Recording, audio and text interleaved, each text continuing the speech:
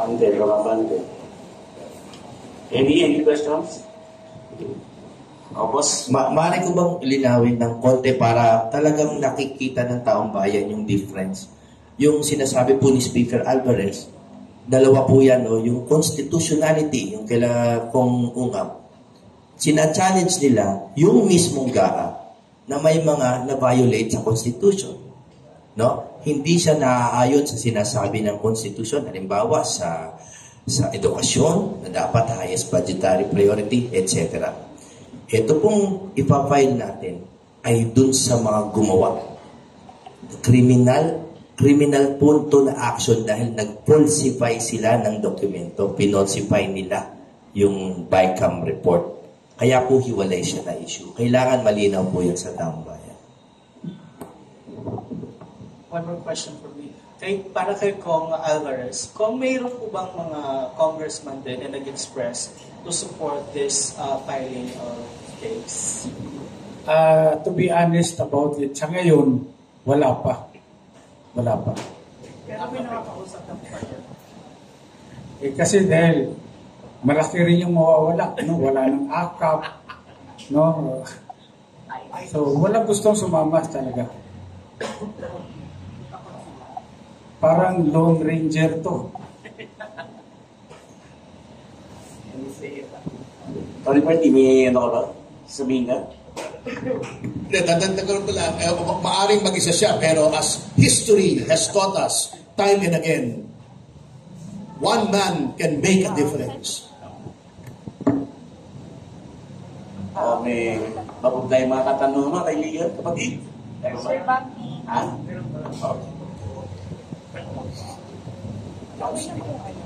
Sa palagay niyo po mga sir, paano po kayo matutulungan ng sambayan ng Pilipino sa labang ito dahil ito ay para sa lahat, hindi para sa kukunting grupo lamang? Well, una-una, i-clarify ko rin lang, dahil si Ferdy at ako, pareho kaming abogado ng Citizens Crime Watch noon pa, nung nandiyan pa si Dante, buhay pa si Dante Jimenez. Ito sana si Ferdy yung kandidatong senador ng PDP. At sa totoo lang, dahil sa Davao, andun doon si Speaker Alvarez na siyang pinuno ng reforma. Dinominate ko siya na kandidatong senador for PDP. Pinasumpa ko sa PDP. Pero nabaliktad, sabi niya sa akin, partner, hindi ko maiwanan yung legal profession ko at saka Citizens Crime Watch. Ikaw na lang yung isusubo ko dyan. So nasubo ako dito sa Senado. Tapos tinawagan ako kagabi, tulungan mo naman kami ritong maipaliwanag itong isasampang kaso ng Citizens Crime Watch against yung mga leaders of Congress sa falsification na ginawa nila. So, ito nandito ako ngayon. Maliwanag kasi yung sinabi nga ni Speaker Alvarez kanina na parang heroin si Congresswoman Stella Kimbo kasi umamin siya na talagang ang nag-insert ay mga technical staff ng House or even the Senate. So that is practically already an admission. It's not a confession, but it is an admission under the rules on evidence against interest. Kasi, yes, because there is a question of fact. It's a fact already. No? It's not just a question of law. Pag confession kasi, question of law na wala nang lilitisin. But she has admitted that indeed, may mga blanco dito sa sinasabing BICAM report. So yun ay maliwanag na malaking basihan nito para umusad itong kaso na sinabi nga ni Atty. Pondo, falsification of legislative documents. At iyan ay nandoon sa ating revised penal code yan. There may be other cases later on that would still come up. Depende na po yan sa makakalap na mga ebidensya kasi katulad sinabi ni Speaker Bebot, ay wala pang binibigay na kopya ng enrolled bill na GAA. At sa akin naman, palagay, ay importante rin na maimbestiga itong mga technical staff ng Kongreso at saka Senado. Kung totoo nga ba yung sinasabi ni Congresswoman Kimbo na sila yung ministerial function na raw nila na isingit kung ano man yung mga dapat na i-fill in the blanks. Upon the instruction, by whom? Yan ang ating tatanungin. Sino nagbigay ng instruction? Siyempre, alam na rin natin kung sino nagbigay nasabi na ni Speaker Bebot. And these are the personalities that will be included in the complaint that will be filed together with the non-identifiable personalities na pinapangalanan ngayon na John Doe and Jane Doe. So marami pang mga pangalan dito na mga sasama later on. Thank you. O may katanungan from Manila Bulletin. Teka, liwanag. Gusto ko lang humingi ng clarification kay Atty. Lambino. Ano yung sinasabi niya si Stella Kimboy parang heroin, ibig sabihin nakaka-addict siya. Anuin mo yun, palaruhin mo yun, may mabigat yun. Hero na lang, hero. Heroin female hero, kala ko nakaka-addict si Stella eh. Ako naman mahirap na. Palaruhin mo yan, ba? Puso na ba yan ngayon? Puso na ba yan ngayon? O meron po katanungan from Manila Bulletin kay Joseph Pedras. Saan po pa-file yung kaso and sino yung complainants and respondents? Sino po pwede sabihin? Sino yung complainants and respondents? Ang kasama po ng Citizens Crime Watch dito si Atty. Jimmy Bundok at si Speaker Alvarez. Citizens Crime Watch po yung complainant. Okay. Sa Quezon City, no? Quezon City. Sa Quezon City Prosecutor's Office po.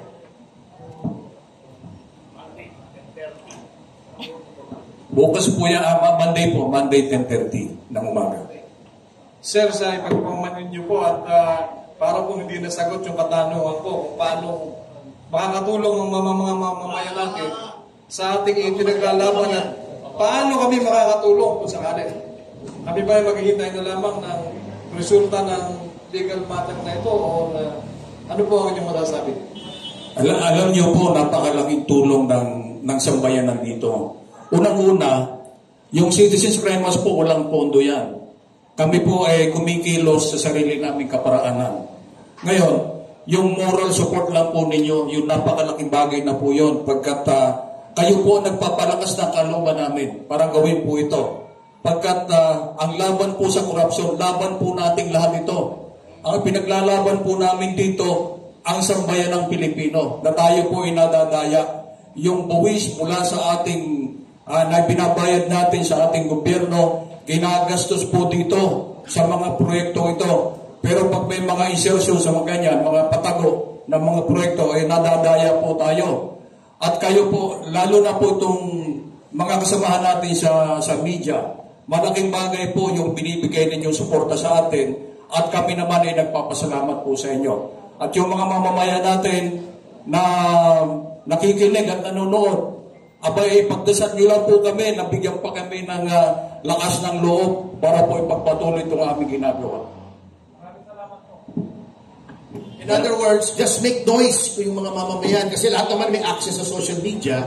Indicate your disapproval, your disapprobation, your displeasure sa ginawang ito ng majority sa ating House of Representatives na nilagyan yung mga zero. At kung makikita nyo, no?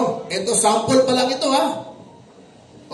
Puro soft projects, yung mahirap na account. Alam ko ng mga congressmen yan. Katulad dito sa DA, hybrid seeds, inorganic fertilizer. Di ba yung fertilizer funds scam? Galit na galit sila. Nandito na naman. Soil ameliorants, agricultural drone services, ha? Mga soft project ito, madaling, madaling ipad itong mga ganitong projects, Ang tawag dito soft projects as opposed to hard projects na nakikita ninyo. So, ewan ko kung bakit si Speaker mahilig sa soft na projects. Dagdagan ko lang, Karen, ang request namin sa taong bayan, huwag niyo po sana ibenta ang inyong katwiran. Yun po talaga. Sana maging madiin yan sa inyong mga coverage. Huwag niyo po ibenta ang inyong katwiran. Dahilan po, sa yung falsification, crime ang ginawa nila. Krimen. Ngayon, yung mga taong nakakabenepisyo dito, lumalambot kuminsan ng opinion dahil the crime benefits them. Huwag po kayo maging accomplice sa crime nitong ating sasampahan ng kaso. Yun lang po. Last two questions. Meron pa ba tayong mga katanungan, kapatid? Carlo, meron pa ba, Carlo? Pero mo tayo dyan. Boss, final words. Lahat ng gusto magtanong. Attorney Rolbino na. Isa-isa. Final words. Message. Ay, gusto kong susugan yung sinabi ni Atty. Pundok kanina na walang politika dito. Kami mga abogado rito, lalong-lalo na sa aming dalawa ni Atty. Pundok dahil tumatakbo nga po kaming senador under PDP laban.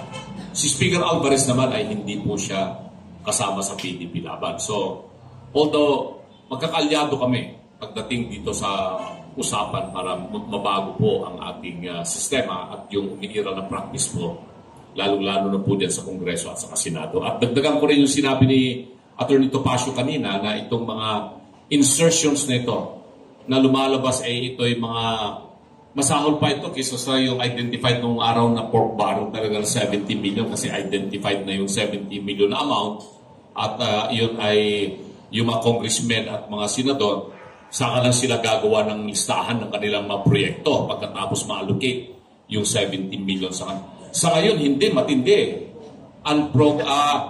Nakakapagtaka eh. Sabi ko nga di ba merong mga niline veto ang Pangulong Marcos? Bakit hindi niya bineto itong mga bagay na ganito? Na ito yung kine-question natin. Kung nag-veto sana siya, dapat ito yung kanyang mga bineto para malinis po yung budget. Hindi po Naalala ko nung araw, Speaker Bebot, si Pangulong Duterte, marami rin siyang mga binito noon ng mga provision ng budget ng General Appropriation Act. At natuwa po yung taong bayan dahil nagkaroon din ng mga kunting mga hindi magandang insertions, pero hindi mga blankong insertions yun Pero dahil hindi nga naayon doon sa inapruban ng National Expenditure Program, ay binito ni Pangulong Duterte. Pero dito, yun lang ang pinagtataka namin. Bakit hindi binito ito ng Pangulo, itong mga questionable mga insertion, pati na rin yung pagbawas ng mga budget ng galing sa DepEd at napunta doon sa kung saan-saang agencies, lumaki po yung tinatawag na pork barrel ng mga congressmen at mga senador. At sa admission na rin po ng mga senador at mga congressmen, lalong-lalo na yung akap na 25 billion ba, 25 billion o 26 billion. Kasi 5 billion yung mapupunta sa mga senador, 21 billion yata mapupunta sa mga congressmen, at inaamin nila sa mismong mga pananalita po nila na sa kanila yon. At hindi na nila may tatanggi. Ito yung mga bagay kung bakit question sa Korte Suprema yung constitutionality nitong General Appropriation Act. At tapos nga itong move ng Citizens Crime Watch na magsampa ng criminal case. So, yun lang po ang gusto namin ipaliwanag sa inyo. Teka, Alter Mates, sandali. May tanong from ABS-CBN para kay Atty. Topacio. May we know any update on ex-Congressman Teves extradition to Philippines? Out of topic yata. Pero in general, nasa DD pa po siya. We are awaiting the outcome of our appeal from the order or decision of the Tribunal de Recursos allowing extradition kasi appealable pa po yan doon sa plenary ng Court of Appeals o Tribunal de Recursos ng Republic of Timor-Leste. Anyway, as my parting words, katulad nga na sinabi ni Speaker, this is a long and lonely fight. Pero alam nyo, aral po ako kay, I don't know if you remember this guy, he was a great man. Si Doy Laurel, he used to be the Vice President of the Republic. At nilalabanan niya noon si Cory Aquino on matters of principle. At ang favorite book niya is The Man from La Mancha. Alam naman si Don Quixote, Jousting at Windmills. At lagi niyang tinuturo yung passage doon na kinagagalitan si Don Quixote. Oo. Favorite song pa pala ni Raul Lambino yung Impossible Dream. Pakantahin mo na nga natin ito ng Impossible Dream. Gawin anthem nitong ating grupo. To dream the impossible dream, to fight the unbeatable foe. To run where the brave dare not go. Diba? To right the unrightable wrong. Anyway, may passage doon, kinagagalitan si Don Quixote ng mga kaibigan niya. Sabi niya, why do you keep jousting at windmills? You know, if you joust at windmills, di ba umiikot yung windmill, it can throw you down into the mud. Sabi ni Don Quixote, yes, but sometimes it will lift you up to the stars. So, yun ang aming paniniwala dito. Baka naman hindi samat, pag ikot niya, ipatalsing kaming pataas. Salamat po. Parting words, Speaker. Sorry. Congressman. Siguro huli na po si Speaker, no? Ang aking pong parting words ay simple. Dumikit po tayo sa katwiran. Nananawagan po kami na lahat po ng makakarinig nito mula ngayon, lahat po kayo ay makakarinig ng pagbabaluktot ng issue, mga kung ano-anong distraction, no? Pero ang simple pong nangyari dito ay hindi po nasunod ang ating constitutional process kung paano magpasa ng budget. Bukod doon, hindi na nasunod ang konstitusyon, meron pang nagkaroon ng falsification. May lumabag na mambabatas sa batas. Doon lang po tayo dumikit sa katwiran na yon. Kaya huwag po natin lagyan ng kulay ng politika, hindi political ito. Pinaglalaban po natin ang ating karapatan na magkaroon ng matiwasay na buhay, maunlad na buhay, at yung pera natin ay dapat na pupunta sa atin. Let the criminals answer sa kanilang ginawang krimen sa laban sa ating bayan. Dumikit po tayo sa katwiran. Una-una po nais kong pasalamatan ang lahat po mga narito, mga members ng media, at pasalamatan ko rin yung ating mga kasamahan po dito, mga abogado, na patuloy pong sumusuporta sa ating advokasya, at sana po ay ang mamamayang Pilipino ay maintindihan po kami. Ang aking po organisasyon ng Citizens Crime Watch, ayaw po naming makisali sa politika. Ayaw po naming mamulitika dito, kundi ang aming po pinaglalaban dito ay ang karapatan po nating lahat. Pagkat ang nakataya po dito ay ang ating pong bansa, ang ating pong mga mamamayan talagang ang paghihirap po natin talagang napakalaki ng ating nararamdaman sa sitwasyon ngayon, lalo na po sa ekonomiya po natin, na ang dami ng mga mamamayan natin na nangangailangan talaga ng tulong. Itong issue na ito sa AKAP, yung marireceive nating 5,000, sa tingin ko hindi man yun makakatulong ng malaki sa pagpapaganda ng buhay ng bawat Pilipino, kundi nakakatulong lang yan, sa totoo lang, sa mga politiko na makapalang bulsa at makapalang mukha.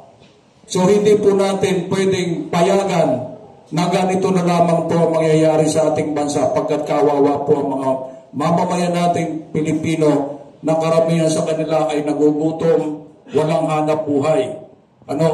Yung AKAP, ayuda para sa mga kapos, ang kita program. Paano naman yung walang kita? Dapat di ba sila yung priority dito? Yung mga walang kita. Hindi yung kapos. Lahat naman tayo kapos ang kita. Pero tayo ay nabibigyan. Inamin po nila sa Senate hearing na walang panuntunan na sinunod. Wala rin silang listahan. Kami po sa Citizens Crime Watch, humihingi po kami na i-publish ang lahat ng nabigyan ng benepisyo dito po sa AKAP na ito. Pagkat tayo mismong taong bayan ang mag-audit. Kung ikaw ay talagang nakatanggap, tatanungin ka namin. Pero ang problema, hindi po nila kayang i-publish yan. Pero hinihingi po namin sa ating gobyerno, lalo na po sa DSWD. Alam nyo, nakakaawa yung mga taga-DSWD. Kapag nagsisisihan na sila po ang nasisisi. Pero wala naman sila magawa pagkat nakagapos ang kanilang kamay. Pag nagbigay si congressman, si senador ng listahan, itong priority mo, wala sila magagawa. Si mayor ganon din, pagkat sila ay devolved sa local government units. Pag nagbigay ng listahan yan, wala sila magagawa kundi sundin. So, sila lagi ang nasisisi. And even sa DPWH, kapag nagkakaroon na ng remalasyon, nagkakaroon na ng aberya, ang nasisisi yung mga empleyado, yung mga taga-DPWH, pero yung mga politiko na nangingialam sa pag-implement ng mga proyekto, sila naman pag-issue na, pag-kontrobersya na, medyo tumatagilid na, medyo nagtatago na. Ang laging nasisisi yung mga taga-DPWH na karamihan dyan, mga career, pero wala sila magawa. Pagkat kapag sila ay nagreklamo, sila naman siguro isang tawag ng sekretary, sabi ni Congressman, palitan mo yan. Sa DSWD ganun din. So nakakaawa po itong mga empleyado natin sa DPWH, empleyado natin sa DSWD, sila po lagi ang nasisisi. Hindi nasisisi yung mga politiko na wala pong inisip na magpakapal ng bulsa. So, sana po maintindihan ninyo ang ginagawa po ng Citizens Crime Watch. Ito po ay laban nating mga Pilipino. At kinakailangan bantayan po nating maigi ang pondo ng ating pumbayan. May isang lagot, parting words. Panghuli, gusto ko lang ibalik, no? Naalala ko yung isa sa mga interview kay Pangulong Marcos. Nung tinanong siya ng media, Mr. President, ano hong mangyayari kapag na-invalido ang 2025 budget? Inimbalido ng Supreme Court. Ang sagot niya, baka daw ma-shutdown ng gobyerno. Alam niyo, alam naman niya na hindi talaga dahil may tinatawag na reenacted budget. Sa reenacted budget po, sapat na po na magkaroon ng pondo ang gobyerno para lahat ng ahensya ay patuloy pa rin na magbigay serbisyo sa taong bayan. Ngayon, kung gusto niya na mag-shutdown, pakiusap ko lang, isang branch lang ng gobyerno ang i-shutdown mo, Mr. Marcos. Yung legislative branch of government, yun lang i-shutdown mo, yun ang isara mo. Dahil malaki ang gastos ng gobyerno taon-taon, wala namang ginagawang mabuti. Kasama na ako doon. Dahil incumbent congressman ako. Pero sa totoo lang, hindi na natin kailangan pa ng maraming batas. Puro batas na lang, hindi na nga kayang ipatupad ng executive branch of government. Siguro mabuti, bumalik muna tayo sa 10 Commandments. Kahit yun lang, hindi mga natin matupad. Hindi natin masunod. 10 Commandments. Bumalik lang tayo doon. Tama na yung Kongreso. Tama na yung mga batas na yan na hindi naman kayang ipatupad. Malaki ang matitipid ng gobyerno at yun, kung yung halagang yun na ginagastos mo sa legislative branch of government, yun na lang gastusin nyo para magkaroon ng malaking pondo yung suporta sa edukasyon, yung suporta sa social services, suporta sa health, yung ating mabigyan ng suporta yung mga ospital ng gobyerno para kung merong magkasakit, kung pwedeng gawin nyo yung ginagawa dun sa Davao del Norte, merong tinatawag na zero billing. Yung zero billing namin doon, kahit sino magkasakit, paglabas ng ospital, zero ang babayaran, wala kahit piso. Yun po ang pwede kong ipagmalaki doon sa District 1 ng Davao del Norte. Paano nangyari yan? Simple lang. Yung budget ko na tinatawag nilang soft, lahat yan, buong amount, inilalagay ko sa ospital. Download, galing sa DBM, diretso sa Davao Regional Medical Center.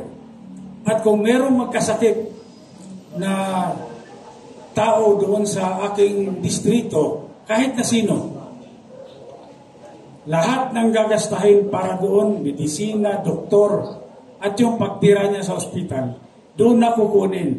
Kaya wala siyang pabayaran kahit piso. i-focus na lang natin. Maliit lang yung pera ng gobyerno, pero kung gamitin sa tama, malaki ang itutulong sa taong bayan.